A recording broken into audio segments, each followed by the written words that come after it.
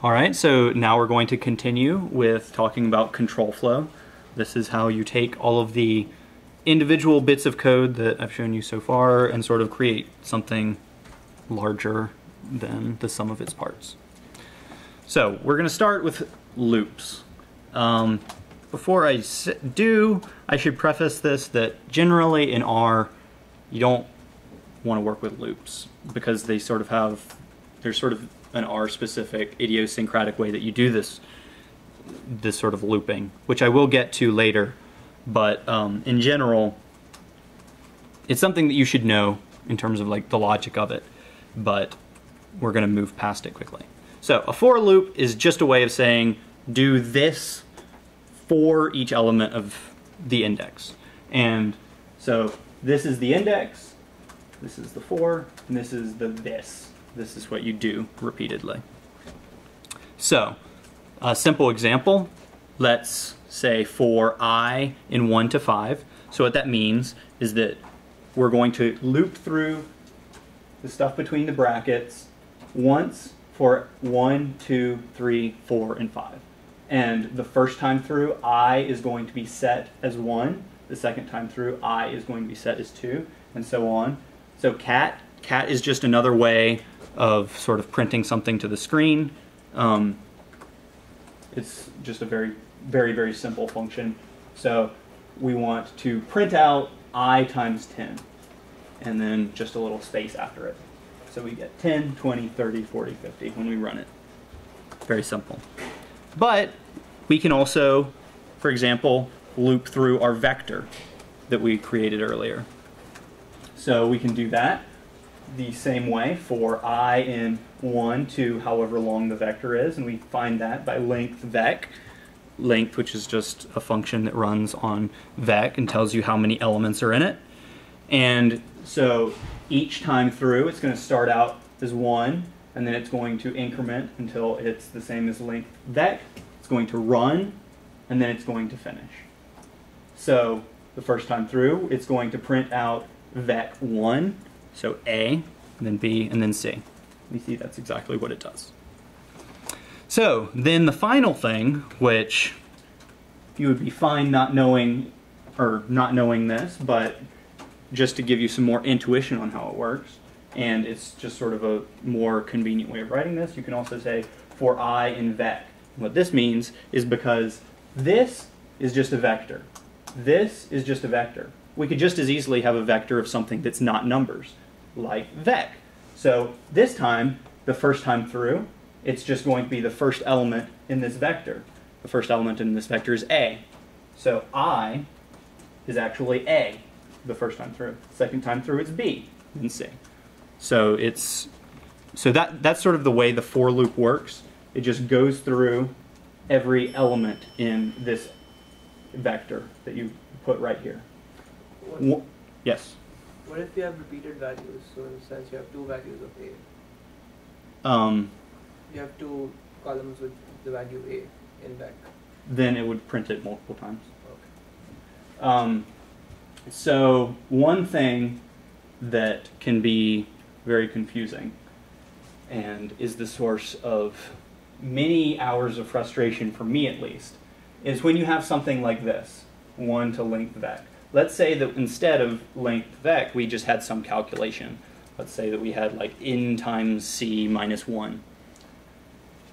If we just put n times c minus 1 here, it would actually not, the order of operations is such that that minus 1 would be calculated at the end, after it's created the vector.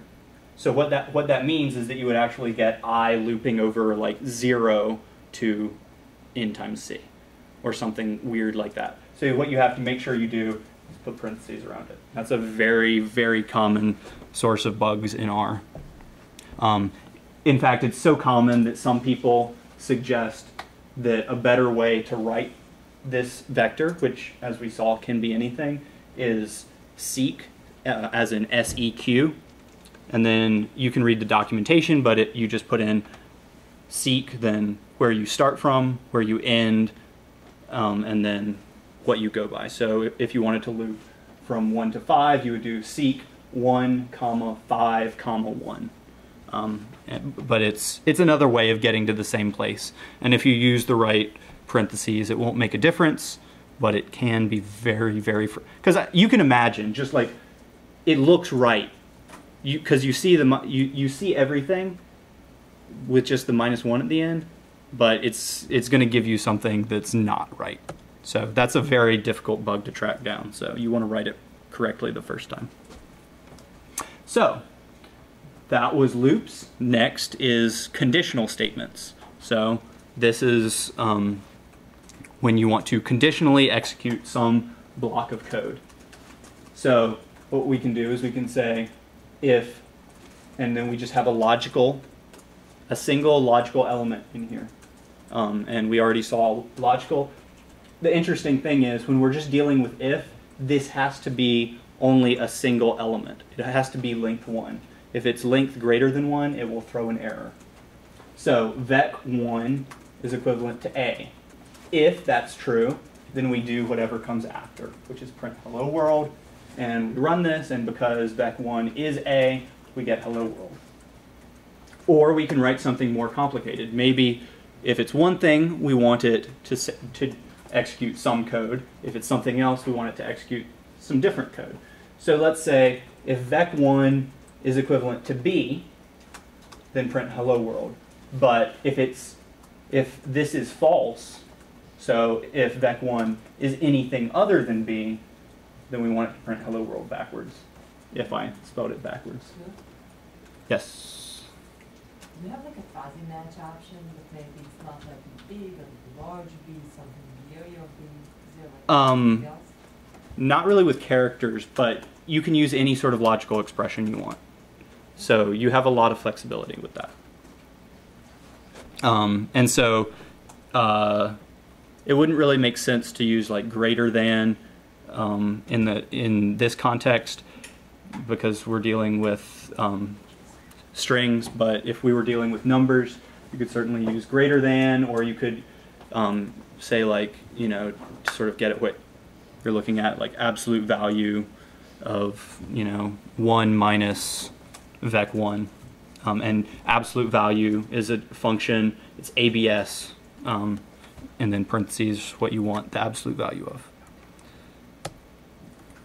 So then the other way to do if else, this is your sort of first introduction into weird things to do with vectors in R.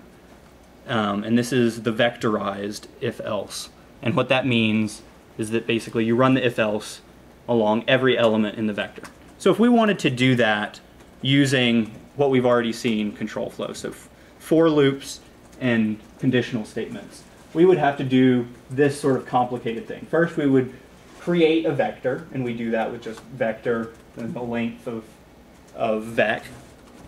And then we want to loop over every element in vec. And then we want to see if vec is equal to a. If it is, let's make that element in our new vector to be 13. Everything else we want to be 0. It's just completely arbitrary, whatever sort of conditional thing that you want going on. So okay, there's also a bug in this. So this should be an open bracket here, right here.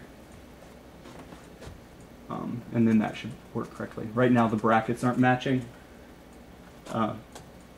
But so then when we do this, but this is actually, this illustrates my point. This is a much more complicated thing to write. You can get a lot more bugs because you're just sort of writing more code, and more code often means more bugs. So when we run this, the corrected version, we get 1300 in new. But let's say the vectorized if else allows us to write something much simpler. We write if else, one word, and then we just write vec is equivalent to a, and then if this is true, so it goes through every element of vec doing this conditional statement. And if it's true, it outputs 13 If it isn't, it outputs 0. And when you run this, you end up getting the exact same thing as this complicated code. And so this can be a really powerful tool to use because, for example, maybe if you're drawing a plot of something and you want all of the big values of some variable to be colored red and all the other ones to be blue, the way you could do this is you would say, basically, if else variable that you want to color based on greater than 2, and then just the string red, otherwise the string blue. And then when you put that into a plotting function, which I will show you later on, it would correctly color all of the data points that you have. So it can be very useful. Okay, now finally, we've been using a lot of functions, but let's actually talk about what they are. So functions are just like in math. You have an input that is mapped to some output. And that's the fundamental what a function is. You can get into doing weirder things with functions, but it's a bad idea, and you'll only screw things up. So you just want to think about functions in terms of putting something into a function and then getting something out. And that's the way you want to write basically all of your functions. You don't want a lot of just sort of like unexpected things happening that might screw up your entire workplace. So like I won't even get into how you would do that because you should make sure that you never do that. So let's write a very simple function. Let's just write a function that takes something and adds 3 to it. So let's call it add 3. The way we create a function is we just do assignment, and then function x is a special thing in R that says that you're writing a function. You put inside here all of the different arguments that you want your function to accept. And so you say function x, and then open bracket, and then, so this is actually something interesting about functions in R. Generally, what you do is when you want to return something, you just write out return, then whatever it is that you want your function to return. And as soon as it gets to this line, it'll exit the function. But the interesting thing about the way R works with functions is you don't actually need this return statement. You can actually, this function would work exactly the same if we took out return parentheses, close parentheses, and we just had function x, bracket, x plus 3, close bracket. It would output exactly the same thing. So then when we run it, we get add 3 to 2, and we get 5, as you would expect. So this is, I actually think that you should always put in the return statement, because when you're leaving it out, it just sort of, you won't really think about exactly what you're returning. I think it pays to make sure that you're always thinking about what your function is returning. So I think you should always include the return statement, but it's not strictly necessary. And so when you're reading other people's code, very often they won't have it, and it will just be the very last line. Whatever the very last line would output is what the function will output. So let's make a little bit more complicated. Let's make a slightly more complicated function. So let's call it make groups. So I showed earlier with the Kronecker product how you can sort of take an index and then expand it to have multiple elements corresponding to each index. So a good use for this is if you are like writing a simulation where you want to have grouped data. And so you want to have, 10 observations within each group. So let's create a function that will create a group indicator for every group. So it will give the first group, they'll all have the index 1, the second 2, and so forth. So the way we do that is make groups, and Neil was just talking about how he loved the camel case so much, and that is what I'm doing here, is whatever you want. But when you're naming functions, make sure you name them something that is sort of meaningful, just like a variable. You want it to explain what it's doing so that maybe you don't even need to read the documentation to know basically what it's going to do. So yeah. So we do the same thing. Here's the name, we assign function, and now here we have two arguments. We have groups and we have members. Also note that the variables are named in a meaningful way so we know what they mean. So what does this mean? We have members equals 1. That's a default argument. What that means is that when we run this function, like down here, by default, it will say that there's only one member in each group. So you say make groups 5, it assumes that there's one member in each group, so it creates an index 1, 2, 3, 4, 5. But let's say that we want to create an index that has 2 members in each group. We can do that with make groups 5, 2. And so what that means is that we have 5 groups still, but we have 2 members in each group. And we do that with the Kronecker product, just like I showed before. Here, this rep just means repeat 1 member's time. And that will give you the correct group index. Yes, and now Drew will get on a function soapbox, because I think that one of the biggest things that a lot of social scientists are really bad about is using functions in their code. Like, you will sometimes read replication code that is clearly taken the same basic code and copied and pasted it about 20 times. So it'll be like 500 lines of code to do basically the same thing 10 times. Whereas if they wrote a function to do what they were copying and pasting each time, it would be basically like 1/10 as long. But the most important thing, because length makes it a little bit more confusing. But the worst part is if there's a bug in one part of that, then when they fix that, they have to fix it 10 times. Whereas if they have a function that's doing it, they only have to fix it 1 time. So this is something that you should all look to do. When you're repeating a process multiple times in your code, write a function to do it. If you start writing functions, you'll never stop because it makes things much easier.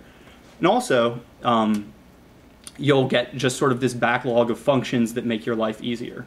Maybe if you just sort of have like things that you do a lot, you will just sort of have like these functions that do it for you. And you've used them a lot, so you're sure that they're correct.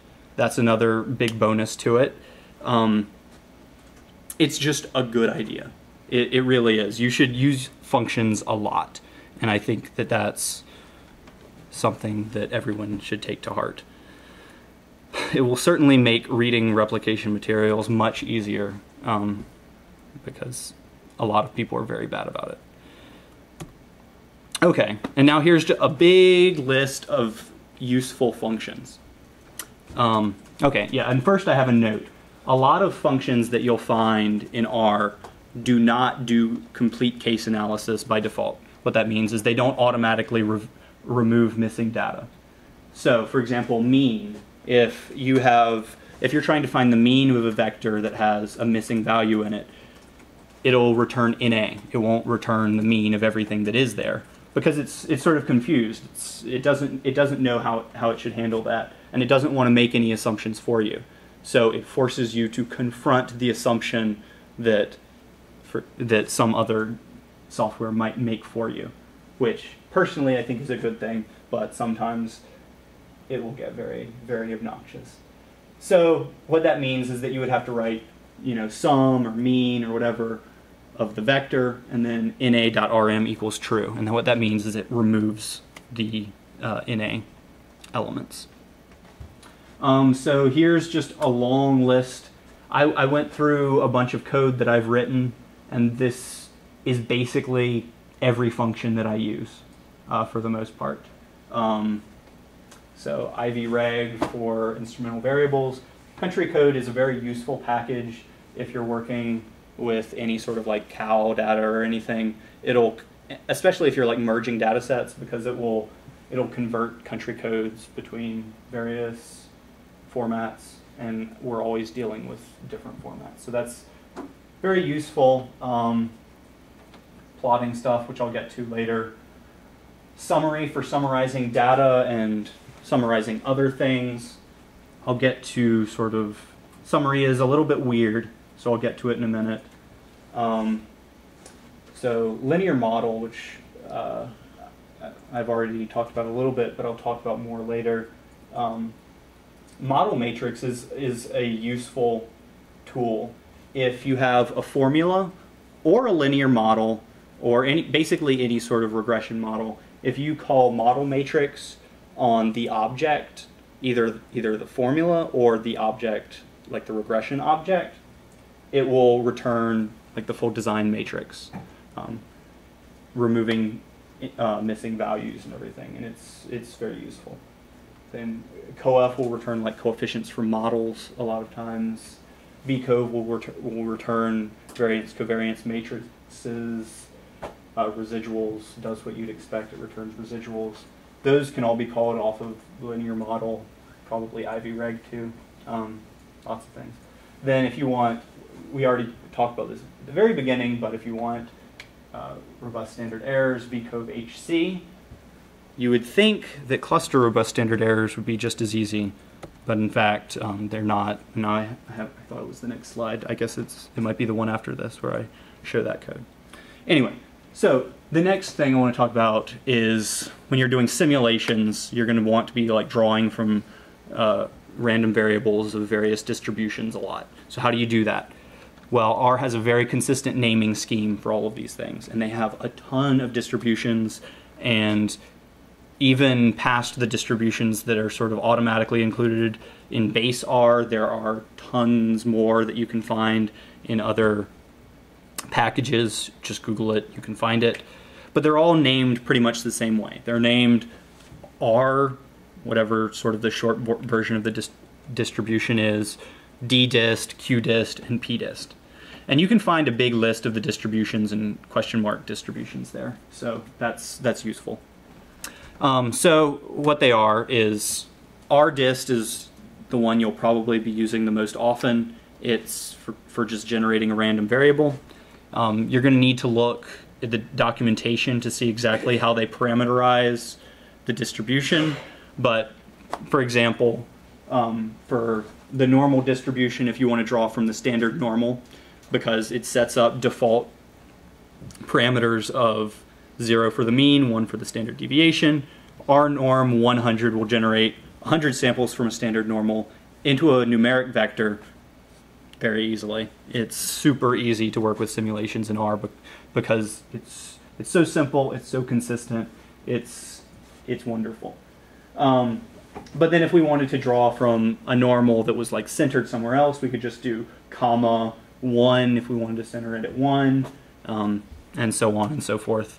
But of course, like some distributions sort of have alternate parameterizations, so you need to make sure that you check that out to make sure you're dealing with the parameterization you think you're dealing with. Okay, and then this I mainly put up here for you guys because this is something that confuses a lot of people about R when they're doing econometrics. Cluster robust standard errors are not built into like any function in R. You just have to use sort of this stock function that's been floating around the web for who knows how many years. So yeah, this is, I won't really comment too much on this. You can see that it's all things that we've talked about that it's using, except for this, which I'm going to be getting to in just about 2 slides, I think.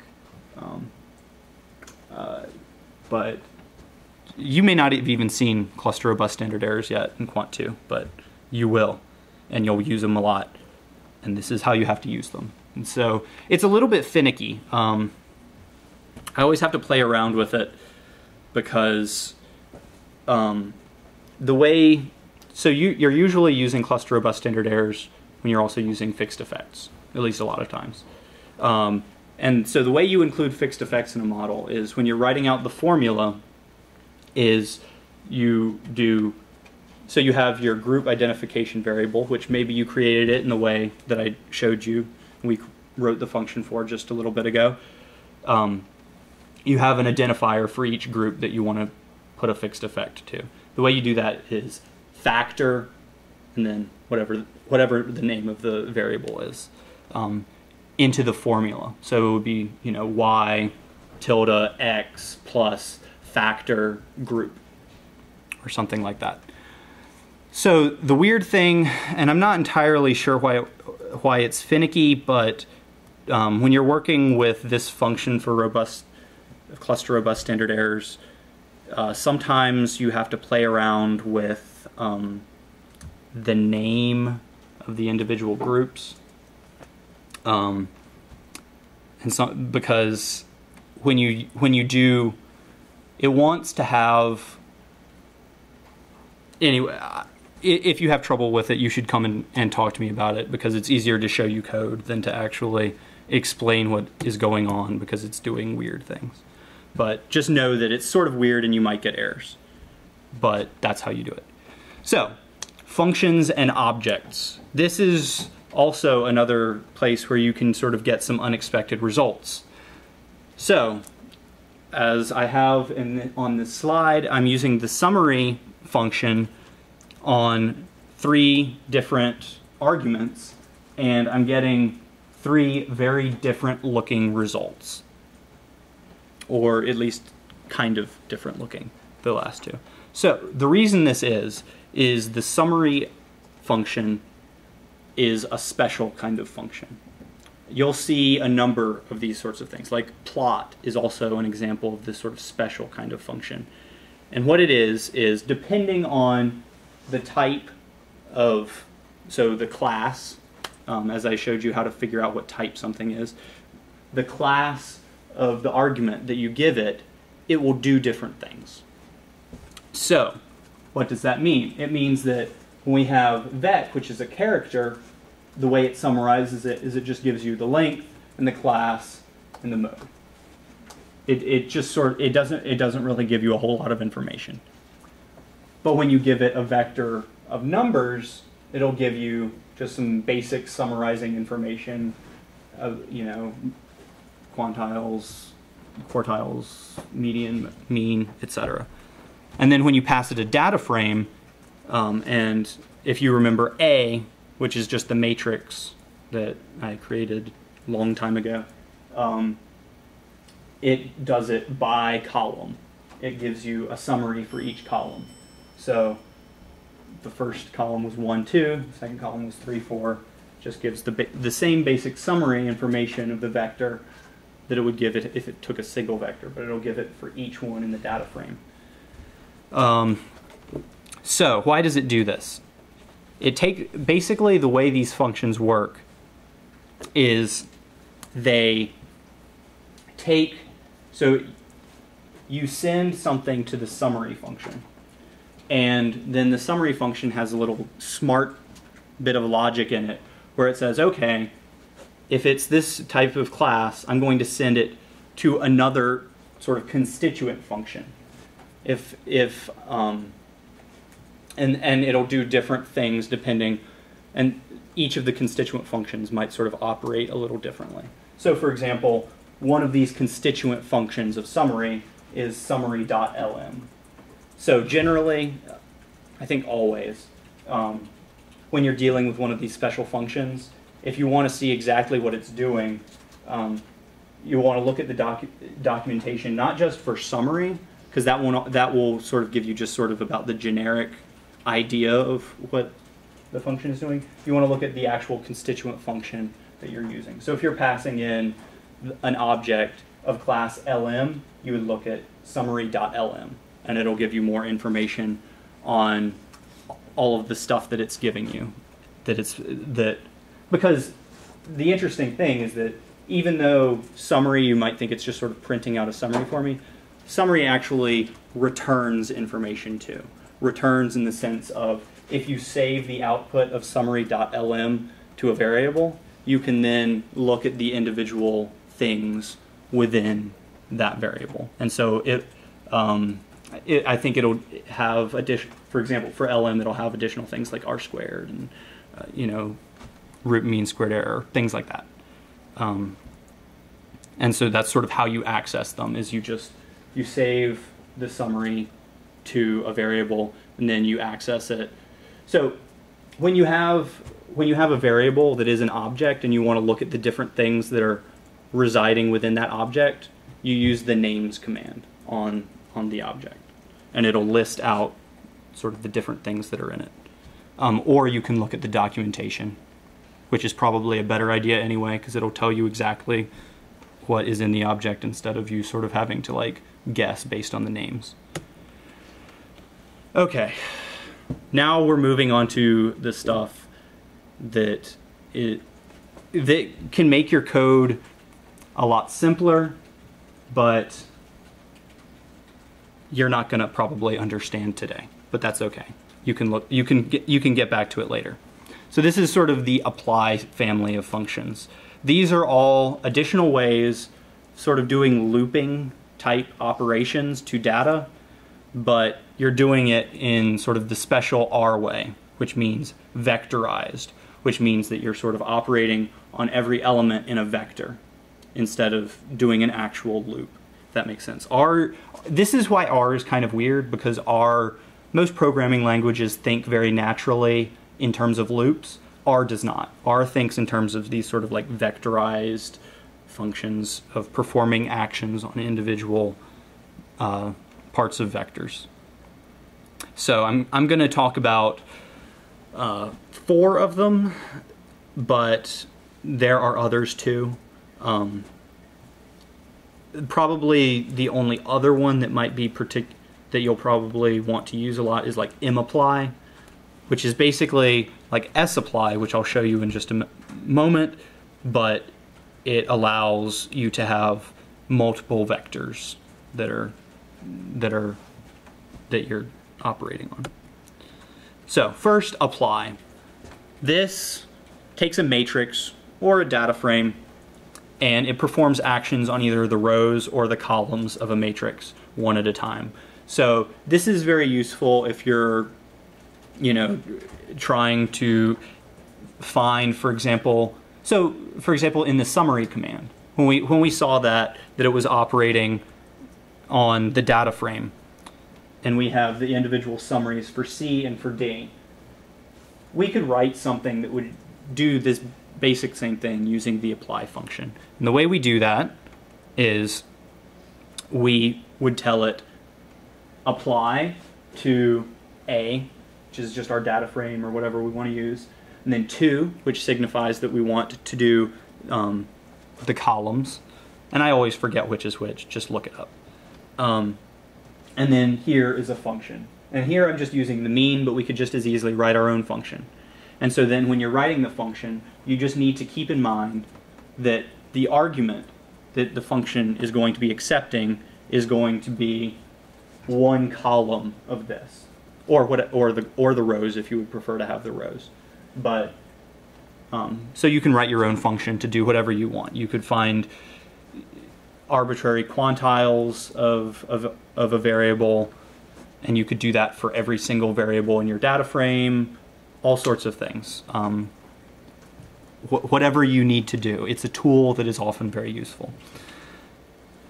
And as you can see here, it's applying the sum by row, and then here it's doing a mean by column.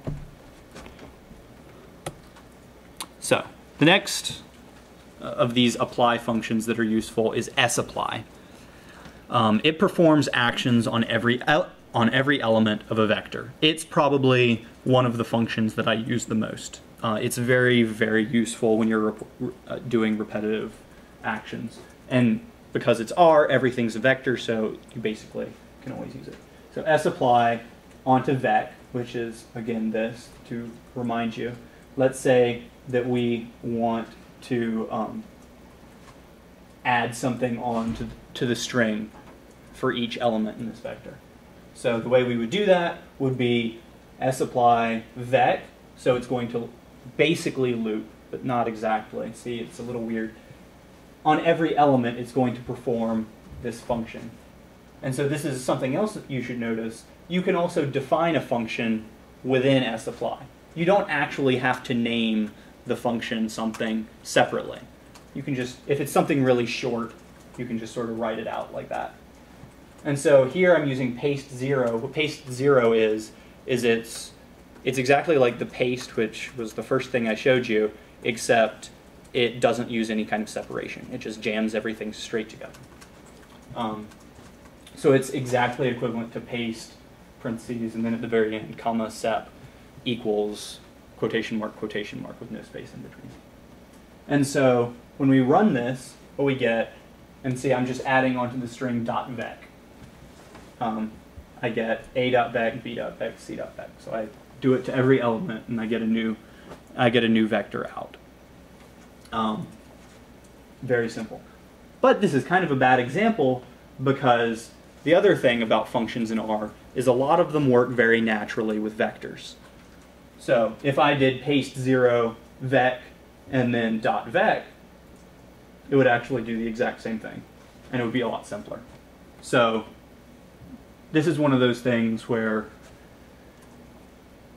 not every function will, but a lot of most of like the base R functions will operate very naturally with vectors. Experiment around a little bit, you can see exactly what it's doing, but it's pretty simple.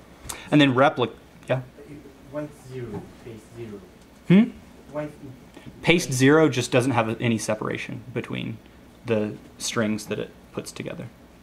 And paste 1 would have? No. Paste 1 isn't anything. The other option is just no paste here, and I think it would do a space .vec and then b space .vec.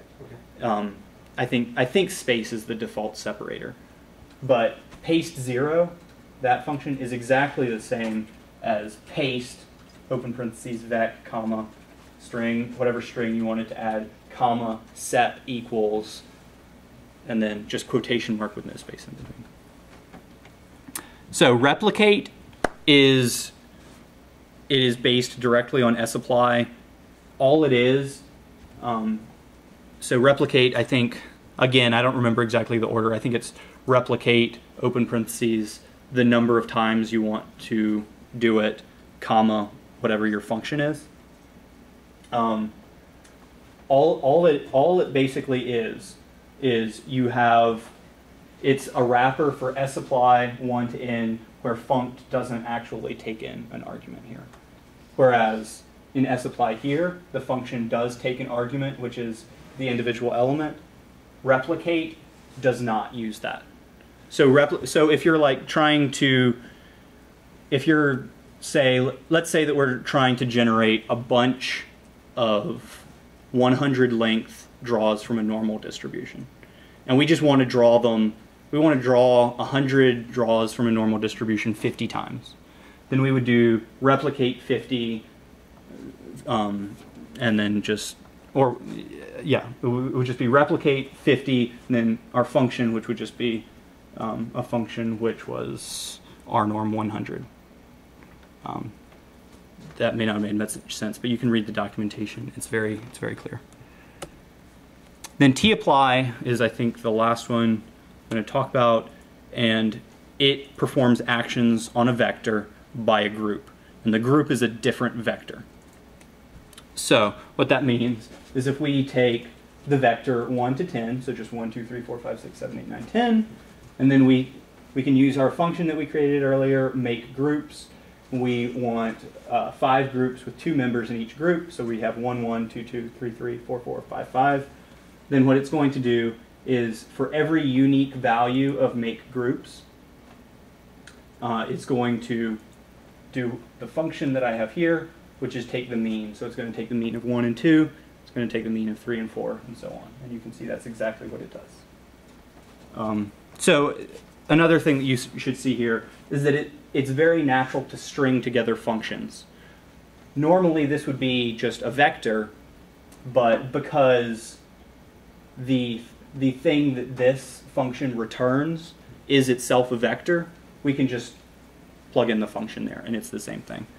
Because when it's actually evaluated, it will be a vector, and that's all that's important. So yeah, these things all connect very naturally. Okay, and now we're finally going to get to sort of like working with data and how you actually like bring it in and do stuff with it. So it's really very simple. You just, one thing you should do is you should set a nice working directory for yourself so that you can have all the files nicely organized. So that's what the first function is just set the working directory. And so this would be a file, a string which corresponds to a file path on your computer. And remember to use the right kind of slashes or it won't work. Or you can just do this all through the GUI in RStudio. But in general, in terms of just sort of best practices, it's good to have a single script that runs all of your code. So you could just run the entire script and it'll do everything correctly. And so it's nice to actually have the commands written out in the code as opposed to like doing a lot of stuff through the GUI, because then when other people are trying to like go back and look at what you did, then they've got to like sort of figure out like where things are stored, and it'll be sort of confusing. And also like if you don't, because you can also like load packages through the GUI, but I don't think you should really do that, because you also then when someone's looking at your code, you want them to be able to see exactly which packages you use so that there's absolutely no confusion. So the way that you read in data is you just read.csv, CSV, comma separated values, and then the file name. And you can also have a long file path here and then the file name. But because we set the working directory, that means that it will always search in whatever that directory is for the files. And you can list all the files in that directory with this command. And so you can just do that. One thing, you can read documentation again, but some useful options here are sep. So if you're working with like tab separated values, you can do sep equals quotation mark \t, which is just sort of a character code for tab. I think that's explicitly written out in the documentation, so you don't like need to remember that. And there may even be a different command for reading in tab separated values, but it's the same sort of thing. Then the other thing that might be useful is NA strings. In a lot of data, people will put in like -999 for missing values, and you can just handle that right away with just na.strings equals -999, and so it'll read in the -999 for some variable, and it'll automatically convert it to NA, which will make your life a lot easier. Then a lot of times you'll be working with data from Stata, and the way you do that is first you're going to want to install the foreign library, which just means sort of foreign data. It's a lot of different data types, like for Minitab, all these sorts of things. And then you can just read it in read.dta for Stata files, same way. And if you have a different like weird format, you can Google it. One thing that I would recommend probably not trying to mess around too much with is Excel formats. I've heard it's really complicated.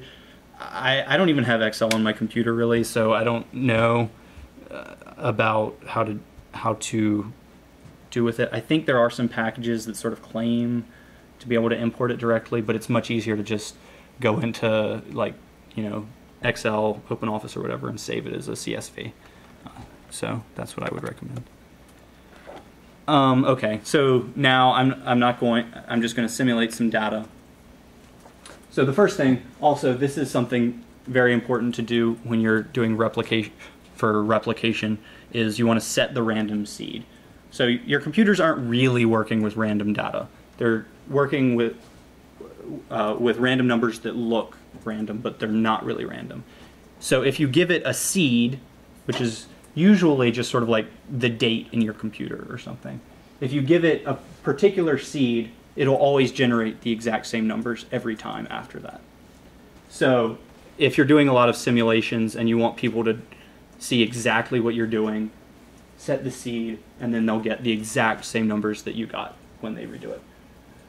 So we're going to draw 1,000 numbers from a normal that's centered at 0, standard deviation of 5, and then let's create an outcome variable, which is just sort of this arbitrary function, which sort of has like some interesting stuff going on with it, and it's also got some random noise. And so one thing to note here is that all of these things are vectors, but because they're the same length, it all works very nicely together. And then we can also create a data frame from these numbers. Then we can just do simple linear regression. And it gets something very significant, but I wouldn't trust the fit on that because it's doing all kinds of crazy stuff. It is not at all linear, as you can guess. And then, yeah, look at summary.lm, see the different things that it outputs. You can get lots of information, and then you can actually call the summary command and see your results. But I think that you can all read the outputs of linear regression, so I'm not going to go over that. So I say that, but then I show it to you. But then here's how to format output, and I'm focusing specifically on putting it into LaTeX because, well, you should be using LaTeX. And so you have a bunch of different options. You have some of the big ones are XTable, APSR table, and this new one, Stargazer, which I haven't used, but it looks like it's really nice.